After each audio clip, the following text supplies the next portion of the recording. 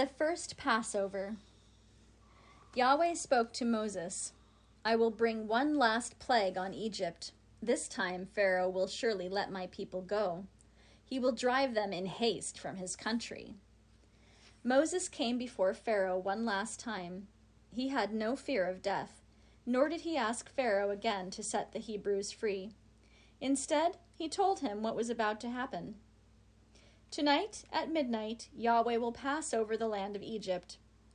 Every firstborn in Egypt will die, from the firstborn son of Pharaoh sitting upon his throne to the firstborn of the humble maidservant grinding grain, as well as the firstborn of every beast. There will be weeping and wailing throughout the land, whose like has not been heard unto this time, and whose like will not be heard again. Only the children of Israel will be safe. Not even a stray dog will bark at them.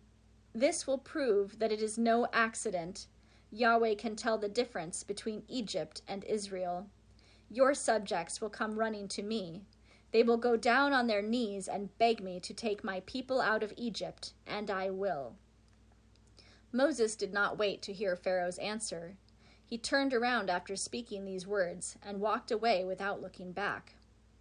Yahweh spoke to Moses again, saying, Gather the people of Israel. Tell them that from this day forth, on the 10th day of the month of Nisan, every household must select an unblemished lamb or kid from their flocks or herds.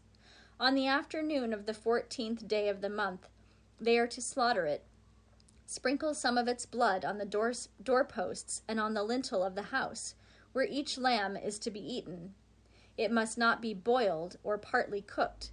They must roast the lamb whole over an open fire and eat it that night with unleavened bread and bitter herbs.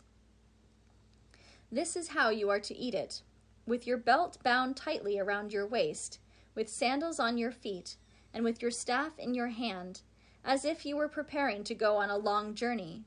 You must do so tonight, too, for on this night I will go through the land of Egypt, striking down every firstborn, both man and beast. The blood on the doorways will mark your homes. When I see it, I will pass over you and your families. I will not strike you dead as I strike the Egyptians.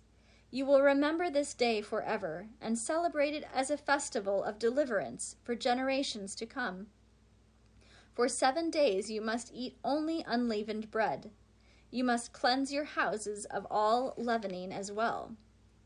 In time you will come to the land I have promised you.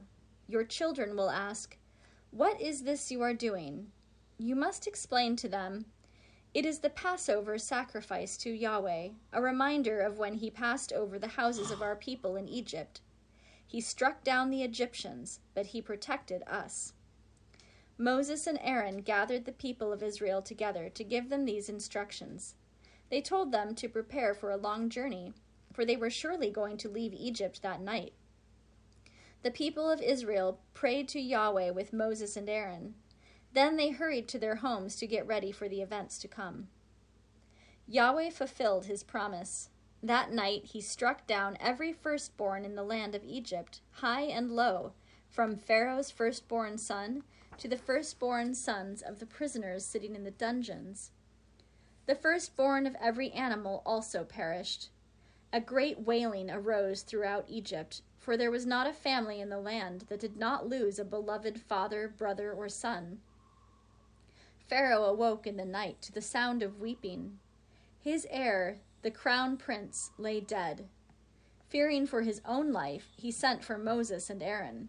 Get up, gather your people. Leave Egypt at once. Take the Israelites and all their belongings. Go wherever you please. Only leave as quickly as you can. Pharaoh threw himself down on his knees before Moses. Give me your blessing. Protect me from the terror that flies overhead. Don't let me die like my poor son, for I am a firstborn too. Moses gave Pharaoh his blessing. Then he and Aaron hurried to join their people. The children of Israel numbered 600,000 when they left Egypt. They were organized into 12 tribes based on their descent from the sons of Jacob.